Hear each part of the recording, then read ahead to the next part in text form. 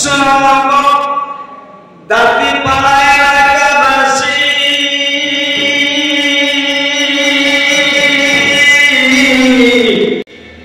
অপরাধীর জন্য যাই জানিয়া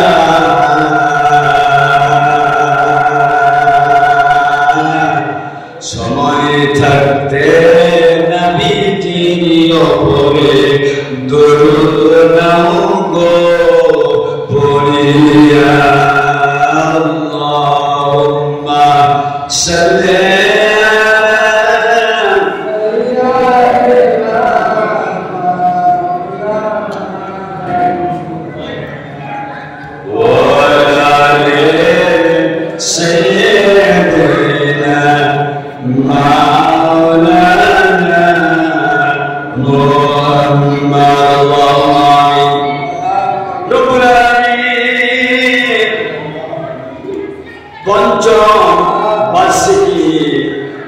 ঐতিহাসিক তাফসীরুল কোরআন মাহফিল যুব সমাজের উদ্যোগে দাদিপাড়া প্রাইমারি বিদ্যালয়ে আল্লাহ তাআলা অনুষ্ঠিত হচ্ছে।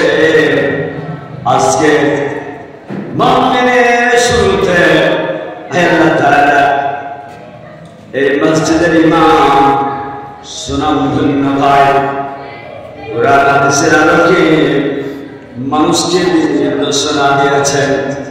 সালাত করা হলো, বিশ্ব নবীজির উপরে দুরূদ ও তাসলিমাত প্রেরণ করা হলো। প্রিয় নবীজি আজ থেকে প্রায় 4 বছর পূর্বে মদিনাতুল মুনাওয়ারা সবুজ গম্বুজের নিচে শুয়ে আছেন। আমাদের পক্ষ থেকে সোনার মদিনায় নামে পাকের রওজা মুবারক সবগুলো পৌঁছে দাও। আল্লাহ তাআলা তামাম পৃথিবীর মাঝ থেকে যত মুমিন মুমিনা ইন্তেকাল করেছেন আর কবরের বাড়িতে শুয়ে গেছেন, রব্বুল আলামিন প্রত্যেকের রুহে সওয়াব পৌঁছে দাও। আল্লাহ তাআলা এই তাফসীরের আয়োজন যারা করলেন, শোনার জন্য দূর দারাজ থেকে যারা এসেছেন আসবেন, কিয়ামতের ময়দান যখন হয়ে যাবে মানুষেরা শুধু নাফসি নাফসি বলে আত্মনাদ করতে থাকবে। আল্লাহ তাআলা পানি পানি করে চিৎকার দিতে থাকবে। আমাদের মাহফিল খেলাকে নাজাতের জন্য আল্লাহ রাব্বুল আলামিন ওয়াসিলা হিসেবে তুমি কবুল আর মঞ্জুর করে নিও। রব্বানা তাকাব্বাল মিন্না ইন্নাকা আনতাস সামিউল আলিম ওয়া তুব আলাইনা ইন্নাকা আনতাত তাওয়াবুর রহিম। সুবহান عما يصفون وسلام على المرسلين والحمد لله رب العالمين. لا إله إلا الله محمد رسول الله. لا إله إلا الله لا إله إلا الله لا إله إلا الله الله هو الله الله إن الحكم إلا لله لا إله إلا الله محمد رسول الله الله هو الله الله هو الله الله هو الله الله هو المرحبا. তাকে বেটা যুব তাফসীর কমিটির উদ্যোগে পঞ্চম বার্ষিকী দাদিপাড়া সরকারি প্রাথমিক বিদ্যালয় মাঠ এই বরকতপূর্ণ মাহফিলের সম্মানিত সভাপতি মহোদয় আলহাজ মাওলানা মুজফর রহমান কাসেমি, ইমাম খতিব দাদিপাড়া কাসিমপুর ঝাওয়াবনা জামে মসজিদ, আল্লাহ তাআলা তাকে হায়াতে তাইয়্যিবা সিরাতে কুল্লিয়া দান করুন। আমরা চিৎকার দিয়ে বলি আল্লাহুম্মা আমিন। আজকে মাহফিলের প্রধান অতিথি জনাব মোহাম্মদ ইয়াসদানি আলিম আল রাজি জজ, সভাপতি গোলাহাট উপজেলা বিএনপি সাবেক চেয়ারম্যান 1 নম্বর গোলাহাট ইউপি, বিশেষ অতিথিবৃন্দ, দীঘা ওলামায়ে বিশেষ করে আমার বন্ধুবর ইলিয়াস ভাই, সবসময় যিনি তত্ত্বাবধানে আছেন মোহাম্মদ রেজাউল করিম সহ সকলকে আমি সশ্রদ্ধে সালাম দিই, সালামের জবাব আমি খুশি হয়ে। আসসালামু আলাইকুম ওয়া রাহমাতুল্লাহি ওয়া বারাকাতুহু। সম্মানিত ভাইরা,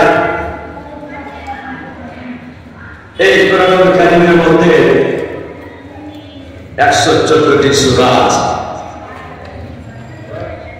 6666টি আয়াত আছে। সবচাইতে বড় সূরা যেটি, সেই সূরাটির নাম হলো সূরাতুল বাকারা। সবচাইতে ছোট একটি সূরা, সেই সূরাটির নাম হলো সূরাতুল কাউসার। আমি সবচাইতে ছোট সূরাটি তেলাওয়াত করেছি সংক্ষিপ্ত আকারে আপনাদের কাছে, যেহেতু তাফসীর মাহফিল, আমি এই ছোট্ট সূরাটি আপনাদের কাছে তাফসীর পেশ করব। আল্লাহ তাআলা আমাকে ক্ষমতা দিন। বিওয়াসিয়াতিল্লাহ বিখালকিল্লাহ ওয়া মা তাওফীকি ইল্লা বিল্লাহ। আল্লাহুম্মা আমিন। সম্মানিত ভাইরা, আমাকে আলোচনা করতে দেওয়া হয়েছে মোটামুটি প্রায় 16টা দিন। এখন কতটুকু সময় নেবে আমি আলোচনা করতে পারবো, এটা আপনাদের বিবেচনার ব্যাপার। কিন্তু আমি ছোট্ট একটি সূরা তেলাওয়াত করেছি। সমুদ্রের মধ্যে 3 মাছ, বিশাল মাছ, অনেক বড় বড় জীবজন্তু আছে, সবার মূল্য যত, একটা ঝিনুকের মধ্যে যে মহা মূল্যবান মণিমুক্তা আছে, ওই মণিমুক্তার দাম তার চাইতে অনেক বেশি। কথা ঠিক না বেটি ভাই বলেন? আল্লাহ রাব্বুল আলামিন 114টি সূরার মধ্যে ছোট্ট একটা সূরা সূরাতুল কাউসার, এর মধ্যে পুরো নিয়ামত দিয়ে আল্লাহ রাব্বুল আলামিন ভরপুর করে দিয়েছেন। সংক্ষিপ্ত আকারে আলোচনা করব, এটা আমি বোঝাবো, এটা মোটেই সম্ভবপর নয়। তবে আল্লাহ তাআলা আমাকে যতটুকু যোগ্যতা দেবেন আমি সেই অনুসারে আপনাদের কাছে উপস্থাপন করার চেষ্টা করব। বাকি আল্লাহ রাব্বুল আলামিন আমাকে তৌফিক দিবেন। আমি আল্লাহর কাছে আরজ করছি, আমরা সকলে বলি আল্লাহুম্মা আমিন। সম্মানিত ভাইরা, তাফসীরের নিয়ম হলো আকুম বাকুম ঘোরাকুম সাথে এরকম কথা বলা যাবে না। আগে বলেছেন সবগুলো বলা হয়, কোরআন হাদিসের আলোকে আলোচনা হবে। কোরআন হাদিস ছাড়া আলোচনা করলে এটা বৃথা হয়ে যাবে। এটা আসল লক্ষ্যে পৌঁছার জন্য একটা প্রোডাকশন হয়ে যাবে। আল্লাহ রাব্বুল আলামিন সেই দিকে না গিয়ে আমরা যেন সরাসরি কোরআন হাদিস থেকে আলোচনা পেশ করতে পারি, এই জন্য মহান মানবের দরবারে আমরা একটা দোয়া করছি, সকলে করছি আল্লাহুম্মা আমিন।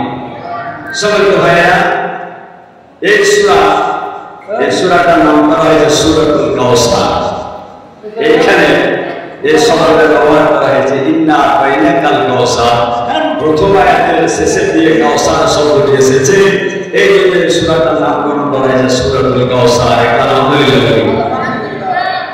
সম্মানিত ভাইরা, এই সূরাটা কখন অবতীর্ণ হলো? এই সূরাটি বিশ্বনবী সাল্লাল্লাহু আলাইহি ওয়াসাল্লামের জীবনের ক্রান্তিকালে অবতীর্ণ হয়েছিল। সম্মানিত ভাইরা, প্রিয় নবী যখন পৃথিবীর মাঝে আসলেন, আসার পরে ছোট্ট অবস্থা 17 বছরের আগা পর্যন্ত রাসূলকে আরাম করলেন, আর সবে বললেন রাসূল সত্যবাদী, রাসূল আল আমিন, তিনি হলেন বিশ্বাসী। রাসূলের এই নামটা, এই কিতাবটা চলতে থাকলো। চলতে চলতে চলতে চলতে 40 বছর আগা পর্যন্ত খেতাবটা চলতে থাকলো। আর আমিনা সালেহ যখন পৃথিবীর মাঝে আসলেন, পৃথিবীর অবস্থাটা দেখতে পেলেন। সম্পূর্ণ জাহিলিয়াতে পরিপূর্ণ হয়ে গেছে। কোথাও ইসলামের আলো দেখতে পাওয়া যায় না। নবী আবার কষ্ট পেলেন, আহা, এই জাহিলিয়াতকে উৎখাত করে কিভাবে আলোর ব্যবস্থা করা যায় চিন্তা ভাবনা করতে করতে যখন 17 বছর বয়স হলো, প্রিয় নবীজি একটা সংগঠন তৈরি করলেন, যে সংগঠনের নাম দিলেন হিলফুল ফুজুল। কথা ঠিক না ঠিক বলে?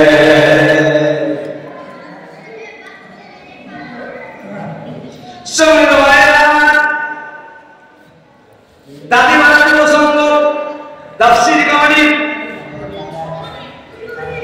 এই ডাকগুলো মহিলা এবং পুরুষ এলাকার যত মানুষ হয়েছে, কোরআনের যে কথাগুলো আছে মানুষকে বোঝানো হবে।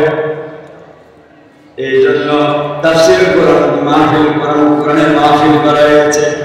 গান বাজনা ঠিয়াডা বেহায়াপনা নাচ গান সব কিছু উপেক্ষা করে কোরআনের তাফসীর যদি শুনে মানুষের চরিত্রটা সুন্দর হয়ে যাবে। কারণ এই কোরআনের চরিত্র বিশ্ব নবীর চরিত্র। কথাটা ঠিক না ঠিক বলে?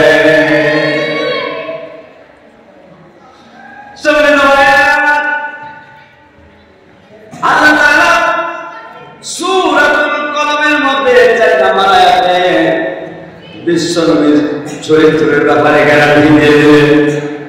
নবীকে বললেন, নবী হে, আমি আল্লাহ রাব্বুল আলামিন আপনাকে সর্বোত্তম চরিত্রের অধিকারী করেছি।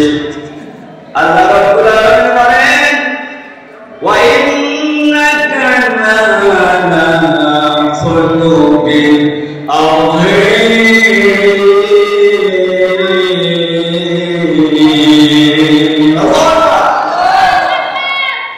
হে রাসূল, আপনাকে আমি সর্বোত্তম চরিত্রের অধিকারী করে দিয়েছি।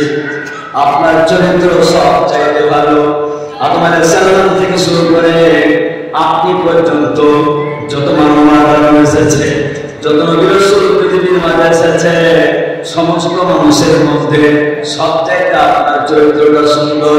আপনি যখন পৃথিবীর মাঝ থেকে চলে যাবেন, কিয়ামত পর্যন্ত এমন একজন মানুষ আসবে না আপনার চরিত্রের উত্তম চরিত্র নিয়ে পৃথিবীর মাঝে আগমন করবে। এমন কোন দুঃস্বপ্ন কোনদিন দেখা যাবে না। সবচেয়ে উত্তম চরিত্র হল বিশ্ব নবী সাল্লাল্লাহু আলাইহি ওয়াসাল্লামের।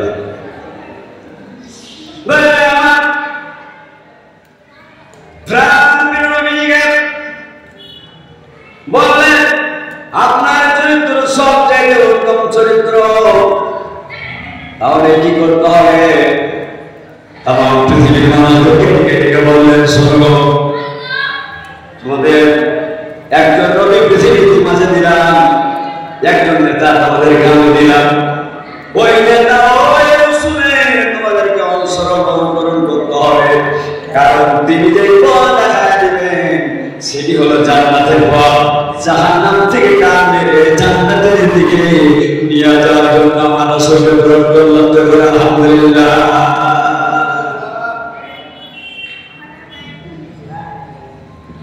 আল্লাহ রাব্বুল আলামিন সূরাতুল আহজাবের 21 নম্বর আয়াতে আল্লাহ তাআলা বলেছেন, লাকাদ কানাতুম ফি রাসূলিল্লাহি উসওয়াতুন হাসানাহ। ও বিশ্বের লোকেরা শুনে রাখো, জেনে রাখো, বুঝে রাখো, আমি আল্লাহ রাব্বুল আলামিন তোমাদের জন্য আদর্শ হিসাবে আমি আল্লাহ তাআলা বিশ্ব নবীকে পৃথিবীর মাঝে প্রেরণ করলাম। তার অনুসরণ করো, অনুকরণ করো। অনুকরণ তুমি করতে পারো, বিশ্ব নবী তোমাদেরকে নিয়ে জান্নাতের দিকে নিয়ে যাবেন। জান্নাতের সার্টিফিকেট দিবেন। জোরে বলে মারহাবা।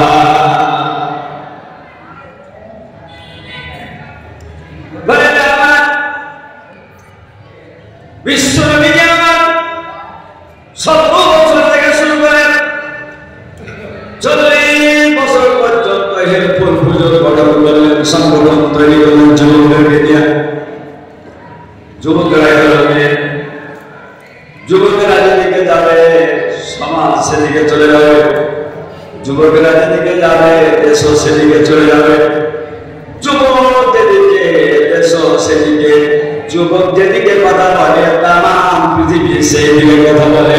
কথা ঠিক নেই ঠিক বলে? যুবকের দাম অনেক।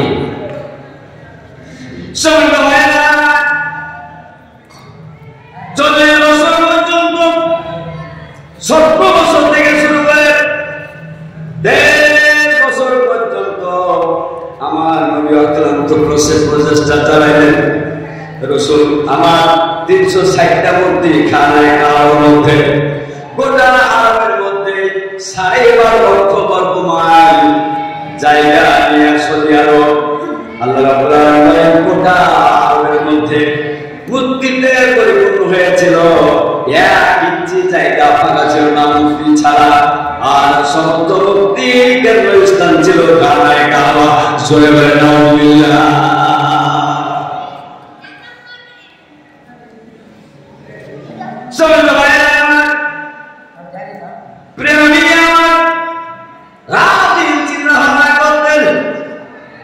মানুষেরা কেন মূর্তির পূজা করে গো? কেন জীবন্ত মেয়েদেরকে হত্যা করে কবরস্থ করে দেয়?